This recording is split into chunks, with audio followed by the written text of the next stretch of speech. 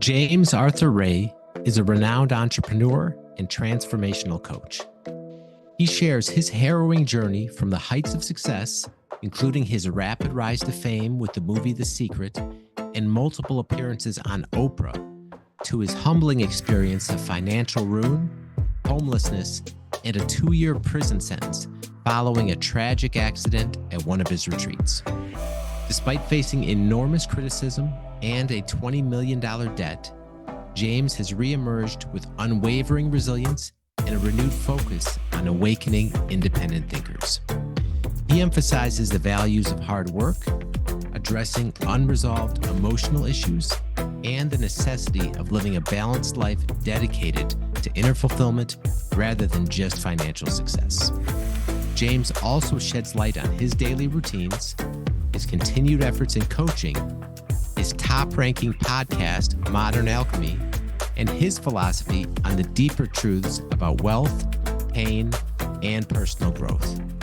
Join us as we explore James Arthur Ray's insights into personal reinvention, the impact of societal values on individual well-being, and the ongoing journey of achieving true freedom and fulfillment. As always, if you found value from this content, please like and subscribe. And now here's my conversation with James Arthur Ray. Enjoy. Hello, everyone, and welcome to another episode of the Beyond Fulfillment podcast. I'm your host, Dave Goulas. This week, my guest is the founder of Harmonic Wealth Global, James Arthur Ray. Welcome, James. Thank you, Dave. Glad to be here. Yeah, thank you so much for taking the time. If you could, for everyone, can you just give us a quick summary of your background and your business journey? Sure. Well, I've been an entrepreneur long before I could even spell the word. It's a little challenging sometimes, but for a long time, many decades, and I've been to the peak and I've been to the pit and everything in between, and that's part of the journey. And so I don't know, I'll follow your lead, how much detail you want me to get into, but I've experienced tremendous worldly success. I've experienced tremendous worldly attack, and that's part of the journey, quite frankly.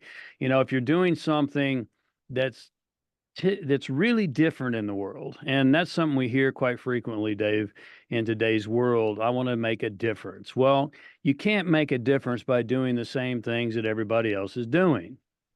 If you're doing the same things everyone else is doing, there's no way to make a difference. You have to do and be something different. And I've always been, that to the best of my ability.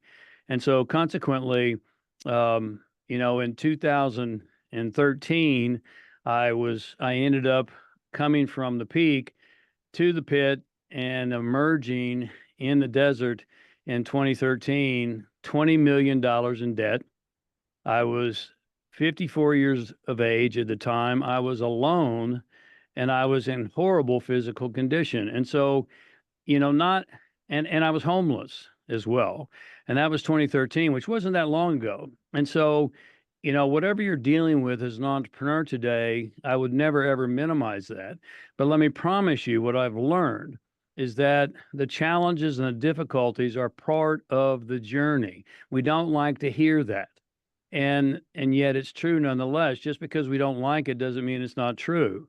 And so I had to come to a deep introspection and a deep realization of who I was going to be in the next phase of my journey. I call that James Arthur Ray 3.0, which presupposes, Dave, there was a 2.0 and a 1.0, which are different stories. But nonetheless, I had to dig deep and decide what I was going to be about in the next phase of my journey and who I was going to be. Yeah, absolutely. And just for everyone to give some context in case they're not aware, so you've been in the personal development field for most of your career. You had a meteoric rise after you appeared in the movie The Secret, and you really were elevated to the top of that industry. Multiple appearances on Oprah. You went from a struggling company to a $10 million company almost overnight. And then 2009, terrible accident at one of your retreats with the sweat lodge ceremony. Three people lost their lives. Subsequently, you were charged with manslaughter, put on trial, and ultimately convicted of negligent homicide and served 2 years in prison. And then, as you alluded, you came out, terrible condition, homeless, deep in debt, and had to rebuild, while you're in your mid 50s. So, incredible adversity to overcome. But can we just talk about like you said, you were at the peak. Like, what was it like to like go from a struggling company and then you're in the movie? I can't imagine anybody expected that success prior when you filmed all that. But what was it like going from a struggling company to that type of success so quickly? It was like coming down the biggest hill on a roller coaster. It sounds very sexy and exciting for most people, and yet Napoleon Hill said years ago, and it's still true today, there's a difference between wishing for something and being prepared to receive it. When my business exploded in a good way, I was not prepared. I didn't have, the our servers crashed. I didn't have enough phone lines to answer all the phone calls. I was in big demand, and I ended up, I was on the road over 250 days a year and sleeping in hotels and living out of suitcases, and never even, got to be home except for about a day and a half every single week. And so be careful what you ask for. And I own that, because in 2006 I asked God to help me expand my message to a greater span and a greater depth around the world. Well, when that happened, I thought God had answered my prayers. And yet the reality is God had much bigger plans for me than that. I thought that was all my great reward. And that's the big problem, because it's not as sexy as most people make it out to be. I've, I know a lot of millionaires and billionaires, and they're not very happy. They're not very wealthy. And if you know the name of my company, Harmonic Wealth Global, when most people hear the word wealth, how do they immediately define it, Dave? Well, in financial terms. That's right. They immediately think some derivation of money. But if you trace the etymology back to its origins, it literally translates as well being, not money. And so, consequently, a lot of people have a lot of money and they're not wealthy. In fact, most people who have a lot of money are not wealthy because they don't have well being. And that's what we really, really want deep down inside. We've been conditioned by society to believe that we want this tremendous worldly success and recognition. Well, how many so-called celebrities have we heard say, all I want is to be left alone? Well, who created that? You did. And so, or God created it through you. And so consequently, you got what you asked for. And once again, I would say be careful what you ask for, because it's not as romantic and sexy as the world makes it out to be. If you when I was running a $10 million company, I had $10 million problems. In fact, probably more. Everything tends to escalate in equal pairs. The grade, if you will, is counterbalanced by a corresponding bad. And so everything comes in equal pairs. I'm not being anti money or anti achievement. Please don't get me wrong. What I really am grounded in now, Dave, is, since my awakening through my crash and burn, is to focus on the things that are truly important. And that's what we do. My wife and I are partners at Harmonic Wealth Global, and that's what we're committed to, is to focus on the things that truly matter and truly are important. Here's the fact: the things that you accomplish in this world, the things that you acquire in this world, they're going to go away. They have no lasting substance. Anything that can be lost or taken away has no true value. The only things that have true value in life, Dave, are the things which can never be lost or taken away, and that's inside. It's not outside. I hope that makes sense to you. Yeah, yeah, and incredible perspective that you have. It's after going through all that. Um, Let me just ask you. So when you're at the peak, right, in terms of your popularity and your business success, and I watched your the documentary that was made about you, Enlighten Us. Um, and there was even a point in there too where it said, the lifestyle wasn't sustainable, meaning that the production costs of the events were way up there, and all that. Like when you're on that ride, did you reach a point where you're like, wow, I didn't think it was success was going to be like this, and were you looking for a different way to potentially operate, given the fact that you're on the road constantly, you're not getting a lot of sleep, you're working basically every day, you got a ton of expenses and overhead now with this new growth. I mean, what was the process like at that point? I was tired, quite frankly, physically, emotionally tired. And yet I was committed to doing what I felt at the time was God's work.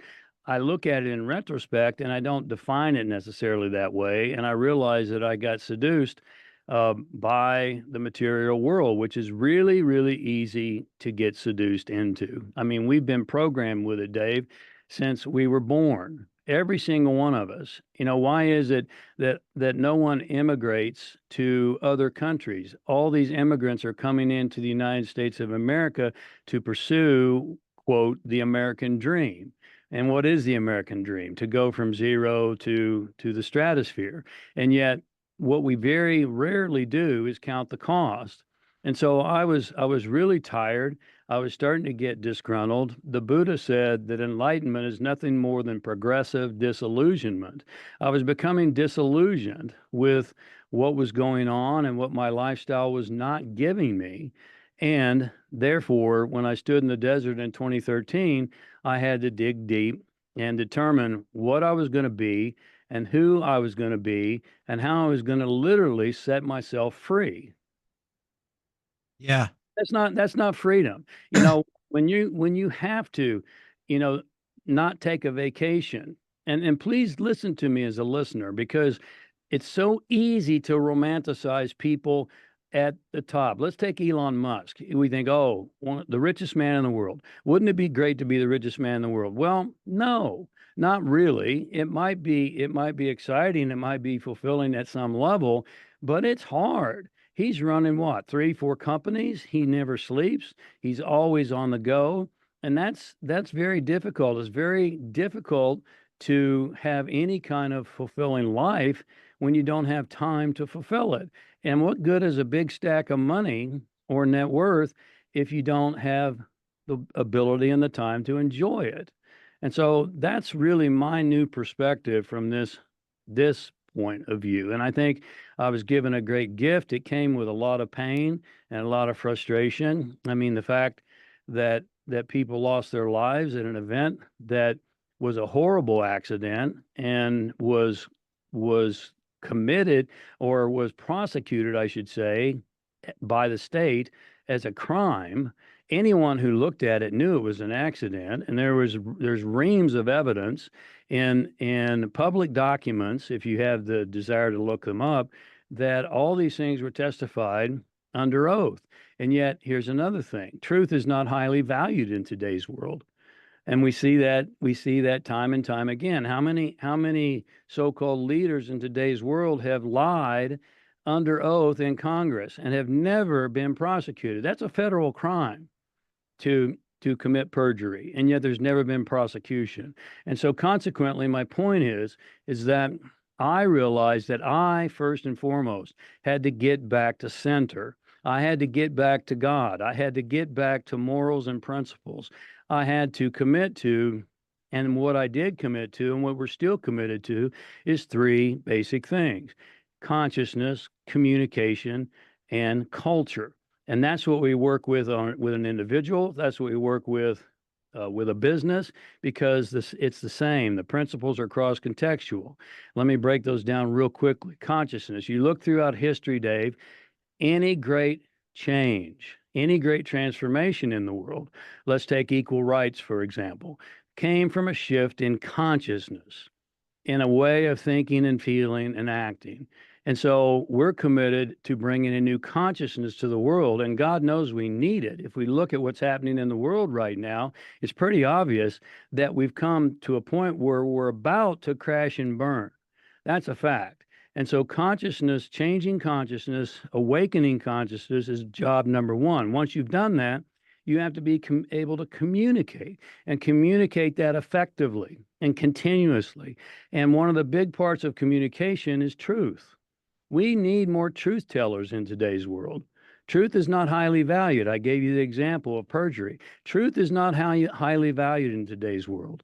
And so we have to learn how to communicate truthfully and continuously. And then finally, as culture, as an individual, you could call that community, but it's the people that are within, let's call the United States of America, has a culture, and that's the collective beliefs, assumptions, and values, perceptions of the American people, the collective beliefs, values, assumptions, perceptions, expectations of the American people. As an individual, it's the same. It's the individual beliefs, values, assumptions, perceptions, expectations of the individual. And so, consequently, when we get those in alignment, then we live a fulfilling life. Does that mean that you're going to be a mega millionaire? No, no, it doesn't. There's no promise or guarantee that you're going to do that. Maybe you will, maybe you won't. But I would tell you what is guaranteed is you'll have a fulfilling life. You use that word in the opener. You'll have a fulfilling life. And that's what you really want. But I will say that when you are congruent and you have your culture, your communication, and your community, your consciousness, your communication, your culture or community, all in alignment within yourself, then you can begin to have it within your family. Then you can begin to have it within your business. Then maybe in your city. Then maybe in your country, and maybe in the world. Okay. Wow. Yeah, definitely quite a shift from the way society conditions us and what a lot of people think. We've been lied to, Dave. We've been lied to horrifically, and we're continually lied to in today's world. And that saddens me because most of us, when I was growing up, if the mainstream media said something, I believed it was true. Well, it's not true. And we know now they're in collusion with the whole system. We are currently fighting against a system, not an individual. It's not Republican, Democrat. It's not independent or conservative. It's a spiritual war, and it's a spiritual war against a system. And that's what we're attempting to help fight against and to find our own freedom. And freedom is not free. You have to fight for it. Yeah, and speaking of the media too, just to bring that up, because I found too, right? I talk to a lot of different people and I meet a lot of different people from all over. And from my perspective, most of us really are a lot more similar than we are different. We all want the same things, make a good living, good schools, safety, opportunity, all this stuff. But yet Family. there, yeah, family, right? And there's all this division and fighting and pushed through the media, right? Like you said, we're Right. constantly conditioned. Like, how do you find? I mean, does that is kind of what you're talking about in terms of it's not like Republican against Democrat, or it's like more so just against this system that's pitting everyone against each other. Well, it is the system, but it's bigger than that. Every great tradition, read your Bible. Every great tradition, including the Bible, has told us that there are principalities and powers that we cannot perceive. Let me go to quantum physics for a moment. Quantum physics tells us that you and I, Dave, live in a 5% universe of visible light. Visible light in the third dimension is 5% of what exists. So there are multiple universes, if you will, multiple existence that we can't perceive because we don't have the acuity factors. And so what we have to realize is that we're in a war with these principalities and powers that are bigger than the government. They're bigger than any of those things. It's a system that wants to keep us victims, that wants to keep us prisoners and not allow us to accept the power that we have within us. If you look, most people, when I came out of prison in 2013, I had a lot of haters and a lot of trolls, and that's part of the process too, by the way. If you're making a difference, listen to me as an entrepreneur. If you're truly doing something different and living for the truth, you're going to be attacked. And the Christ told us that, and many great teachers as well as philosophers have told us that. It's not going to be an easy life. Don't wish for an easy life. That's illusion. Wish for greater capacity and great and capability to get through the challenges life brings. What we have to do is develop those capacities and capabilities, and we realize that there's a lot of powers in this universe that want you in their control. They do not want you to remember who you are. They don't not want you to remember the powers that you have working through you that is much greater than something that can come from you. Does that make sense to you? In my world, a personal brand is invaluable. A year ago, EasyDC was brand new with just a couple of customers and no online presence. Then I found Hicks Marketing. They helped me amplify my personal brand, build a solid content strategy, publish my podcast, and 10x the number of customers we serve, all in less than 1 year. Do you need a marketing partner who gets you and cares about your success? Reach out to Alicia at hicksmarketing.com for more info and tell her Dave Goulas sent you. Yeah, absolutely. Just another question about your journey. So you're at the peak, you're at the height of your popularity. Like you said, you're tired and whatnot, but then all of a sudden you have this terrible accident, you go on trial, eventually you get sentenced to prison. Like what, I almost look at like it's hard to imagine a bigger fall from grace to being one of the most recognized names in the personal development field, selling out arenas, earning millions of dollars to losing everything and being locked up. I mean, how did you get through that mentally at that time?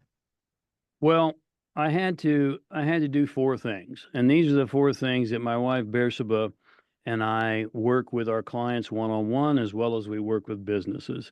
Number one, I had to take absolute responsibility for who I was and where I was.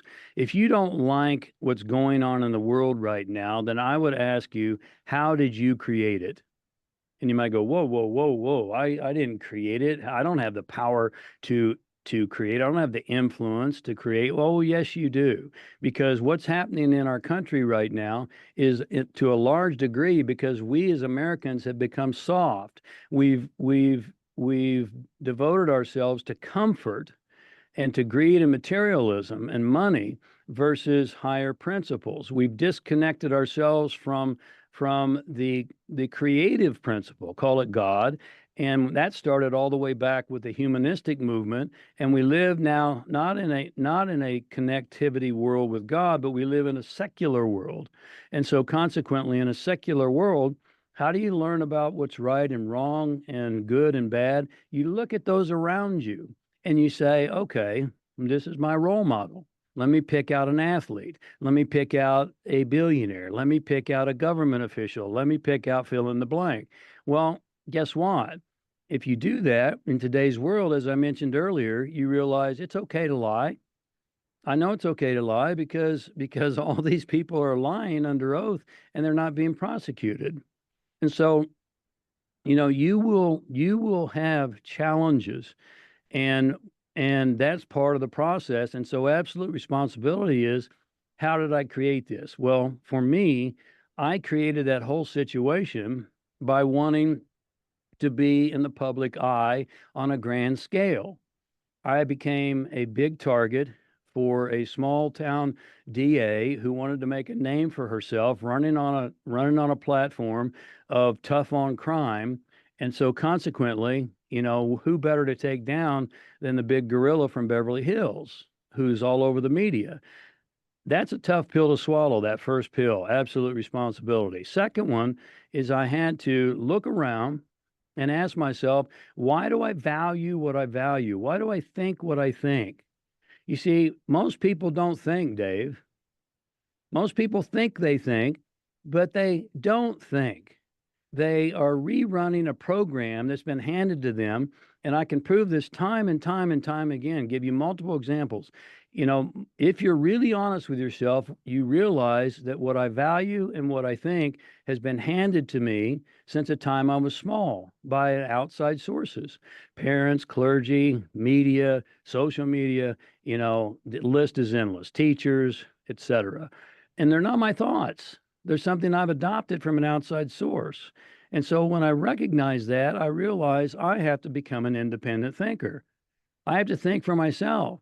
I can't take at face value what I'm told, and don't even take what I'm telling you at face value. Do your own research and do your own digging and come to your own conclusions. And then they're yours. And then you can become independent and you start to become more free. Third step is I was in horrible physical condition, and I realized I had to get my body back in a powerful place. Now, this sounds different from point one and point two, take absolute responsibility. Why do I value what I value? Why do I think what I think? But it's really important, and it was never covered in The Secret. I'm grateful to have been in The Secret, but The Secret, quite frankly, was created for beginners. It's got some truth in it, but it doesn't have a lot of depth. When was the last time you tried visualizing a bicycle and it shows up on your doorstep the next morning? Doesn't work that way. And how many times have you heard in personal and spiritual development, change your thinking, change your world? What you think about, you become. These are great memes, but not so fast, because it's very, very difficult, if not impossible, to think clearly, Dave, with a toxic brain. And the fact is, most of us are filled with toxins because we're eating fabricated foods. We're not eating whole foods. We're not eating healthfully. We're not exercising on a regular basis. And we're not having a clean and powerful vehicle for God to come through. And so those things had to happen for me. Step number three, I'd been eating meat from a tube. Now, I don't know what kind of meat comes in a tube, but God didn't make meat in a tube. I'm really certain of that. I had been eating broccoli without florets on it. What kind of broccoli is that? I'd been eating all this garbage for 2 years because that's what the state provides. And so I had to get myself back in good physical condition. I had to start eating healthily. I had to start working out regularly. And when you do that, 43% of the people surveyed, according to Gallup, tell us that they don't have the energy to perform on a daily basis. They're too exhausted to perform on a daily basis. 43%, Dave. That's a lot of our viewers here today. And so if you're exhausted, then you have to ask yourself, why am I exhausted? The only time that you're not totally vibrant, vital, and alive is when you're blocking that unlimited power, call it God, that wants to come through you because you've got blockages and barriers. And then so when I started to clean up my body, then I had to go to step number 4. So we've got absolute responsibility. Why do I value what I value? Why do I think what I think? Which takes great contemplation and great honesty. Then I had to start taking care of my physical vehicle and get it back in powerful shape. And then number 4 is I had to heal my unresolved emotional issues. When I came out of that situation, I was totally disillusioned. I was angry. The system had been weaponized. And boy, aren't we seeing that in spades in today's world? The system had been weaponized against me, and they had no search for truth. They had searched for money and greed, and they wanted to win, and that's how it was set up. And so I was really angry about all that, and I was deeply angry or deeply frustrated. I had a lot of unresolved emotional issues. Psychology tells us that 95% of what you do every single day, Dave, and I do, and the viewer does, 95% is driven by your unconscious mind. It's totally out of your awareness. Well, here's the rub. You can't deal with something you're unaware of. And so the most powerful thing you can do to become more self-aware, which is critically important for an entrepreneur, is to make the unconscious conscious. When you make the unconscious conscious, and not until, when it becomes conscious, you can observe it, you can heal it, you can integrate it, and literally, again, set yourself on the path of freedom. And so Okay. Those are the four things that we need to do. And those are way more important than, grind and hustle. I'm not saying I don't like the word grind because it brings up a visual that's not very empowering. But the word hustle, we have to hustle. I work hard, you work hard. I get up at 3 a.m. every single day, and I'm getting after it every single day, and I'm making sure that I get everything done. And people say, "Well, I don't have time to meditate." Well, how much do you value it? The reason you don't have time is because you don't value it. I don't have time to go to the gym. Well, you do have time. You just don't value it. And I don't have time to eat right. You do have time. You just don't value it. We always find the time to do the things that we value most. And so consequently, when I healed though and integrated those unresolved emotional issues, I literally started to get my freedom back. And that's really what we want to do here. We want to be free. You're not a sovereign being if you can't control your thoughts and feelings. You can't control your actions. You can't control what you put in your mouth. You're not a sovereign being. You're a slave. Okay. Well, yeah, appreciate the perspective too on those four things in terms of how you turned it around. Now, also, I just want to go to, because I another thing that it was spent a lot of time on in the documentary is when you came out, stark contrast in terms of the crowds, the acceptance. A lot of your so-called friends and associates. You were essentially blackballed within the industry. A lot of people turned their back on you. Like starting over, you came out and still continuing to do this work to help people improve their lives. Like what's that process been like since you came out in terms of like on the business side and how you've been able to recreate yourself? That's a great question. It's been challenging. I've been out since 2013, and for the first probably 10 years, which has been just fairly recent, I was going through the healing process and putting myself back together. And I will tell you, when I first came out, I thought, that the documentary Enlighten Us was going to catapult me into the world once again. And it didn't. And that was God's gift to me, because if it had of, Dave, I might have been seduced into following the same path. I'm not in personal development. I don't want anything to do with personal development. I don't even like the term, although we have to perform, and the greatest perspective is a personal perspective. But that's semantics. What I want to do is I want to awaken individuals to become independent thinkers and to think for themselves. And it's been challenging because I decided, Janis Joplin had the song years ago, and I'm really dating myself, but nonetheless, she said, freedom is just another word for nothing left to lose. When I was $20 million in debt and homeless, I really had nothing more material to lose. If you're broke today as a viewer, my heart goes out to you. It's tough. It's really tough. There's a lot of people facing financial challenges in today's world. And yet broke looked good to me. It was $20 million over my head.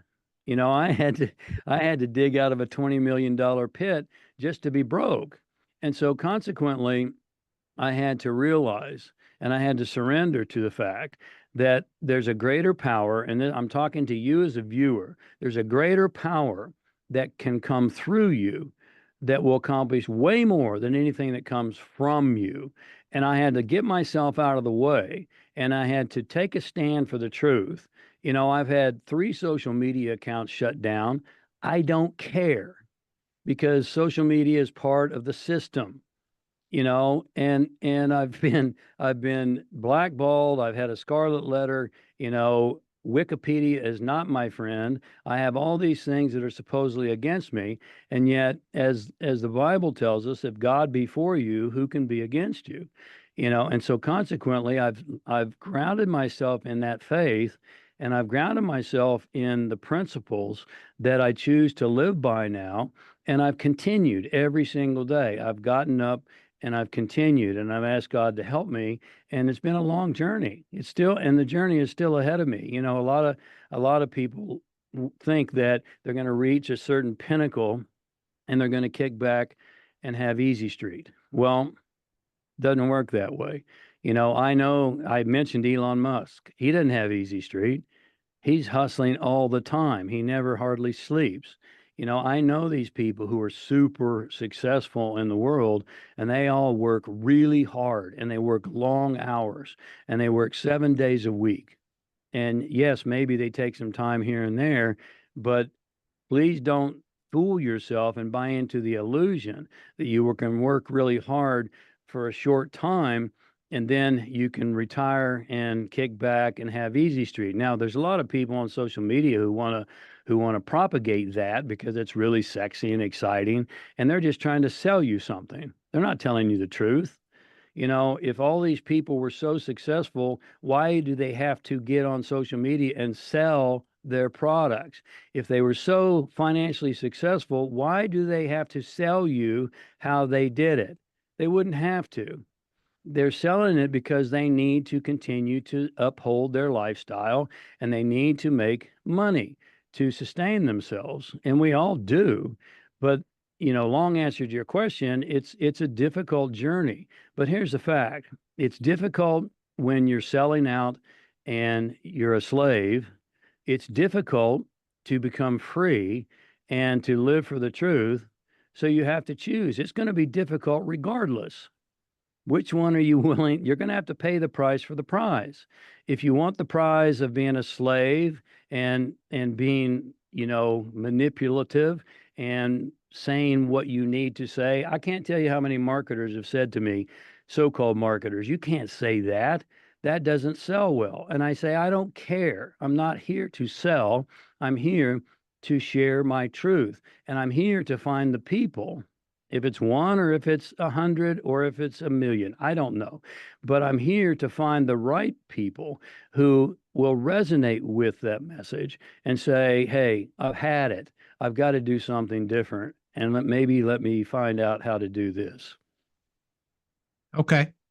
And so that's a great segue into what your business is like today. So you have the podcast, Modern Alchemy, which is top 10% podcast now, and you're still doing coaching as well with people. Is that right? I do, and I still make appearances. The appearances are not as plentiful as they were back, in the mid 2000s. But I do live appearances. I do courses, mostly on Zoom. We transitioned in 2020 because people started coming off of travel and looking at ways to more efficiently and economically, receive information for transformation. And so, we do most of our work on Zoom. I work one-on-one with a small group of individuals. It's very time intensive for me. I'm not the kind of coach that says, set a goal, okay, set a due date, and now I'll talk to you next week. Next week. Did you get it done? No. Why not? All right, let's figure out when you're going to do it and how you're going to do it. That's not me. I don't do that. What I do is very deep work, like I've done on myself. I do very deep work on transforming the inner world and learning to bring that inner world outer. And so I can't work with that many people because when I work with an individual, the sessions are typically about 2 hours long, an hour and a half to 2 hours. I tell all my clients to schedule at least 2 hours. And then I invest at least an hour, if not longer, in advance because I require that they turn in an assignment 48 hours before we meet. And I go through it meticulously and make notes and highlight things and come up with a game plan. I don't just show up and go through a boilerplate kind of interaction. And so I'm not able to work with that many individuals because I'm still writing books. I just published a new book this year and I'm working on another one already. And I'm doing courses and I'm doing live appearances and so I've got a very full plate. Like I said, I get up at 3 a.m. every single day and I hit the ground running and I get everything done. I have time for everything. I have time to spend an hour minimum with my wife at tea every single morning, not on the phone, not on watching television, but having conversation and communicating and connecting. We have dinner together every single night. We go to the gym and we're workout partners 4 days a week all the time. She doesn't go her way and I go my way. We do it together. And so I get all that done. I get meditation done every single day. I get my stretching and yoga done every single day. And that's why I get up at 3 a.m. because it makes me a better husband. It makes me a better man.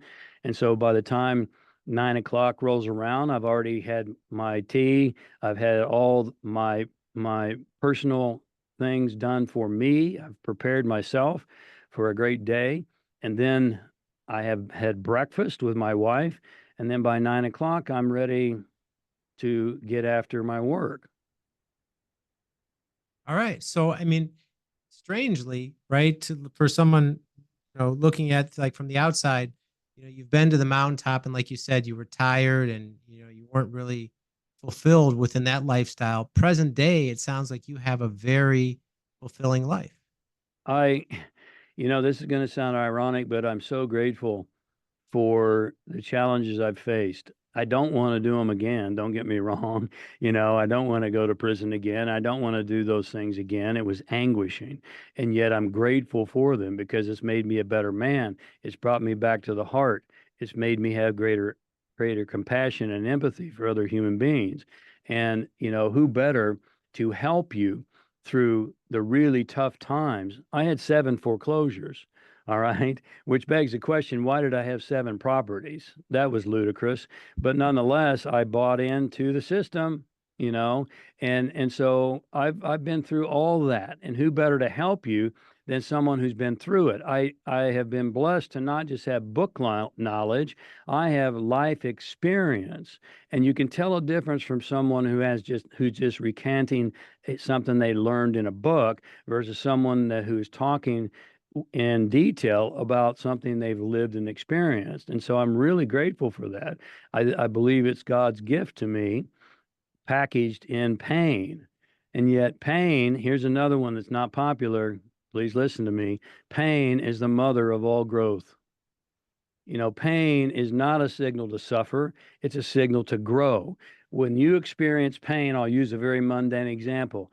Right now, my left knee has been kind of bothering me because I work out and I work out hard and I always have. I don't just go in and go through machines. I do free weights and I go heavy and I go hard. Well, my left knee has been bothering me a little bit, pain. Well, that's not a signal to suffer. It's a signal to grow. It's a signal to say, hey, you're doing something wrong. Maybe you're not using the right form. Maybe you're not stretching enough. Maybe you need to take some more anti-inflammatory type of supplements, not medication by any means, but it's a signal to do something different. Well, the same is true emotionally. When you go through emotional pain, it's a signal from your unconscious that something is awry, something is off. And what most of us do is we pop a pill or a medication to try to stuff that pain or numb it out, but the pain is there to serve you. And if you'll listen to it and grow from it, then you're going to continually grow and improve. And that's, again, not popular, not commonly heard from my experience, and yet it's absolute truth. Yeah, I love that quote. Pain is the mother of all growth. Okay, so James, if people want to get in touch with you, find more about your work, with your coaching or the other services you offer, what's the best way that people can reach out to you? Well, the best way is to go to Harmonic Wealth Global. I know that's a long URL, but Harmonic, HARMONIC, Wealth, WEALTH, Global, GLOBAL, .com/freedom. And the reason I put the /freedom on there is because what I'd like to do is offer a free gift to your viewers. You can find everything we do on Harmonic Wealth Global, but if you put in the .com, but if you put in the /freedom, I have created what is called a freedom blueprint, which takes you through several deep probing questions of introspection to help you do the very 4 things that we've talked about here in our session today and help you develop your own personal freedom at greater and greater levels. And I haven't met anyone who doesn't want more of that. All right. And we'll link all that in the show notes for everyone as well. Great. All right. James, thank you so much for taking the time to be here, and enjoyed our conversation. And yeah, just congrats on the comeback and the work you're doing. And yes, just glad to see you doing well. And yeah, congrats. Thank you very much, Dave. I appreciate the work you're doing. Keep doing great work. And thank you for having me. God bless you. All right. That's all Take the time we have for now. We will see you next time.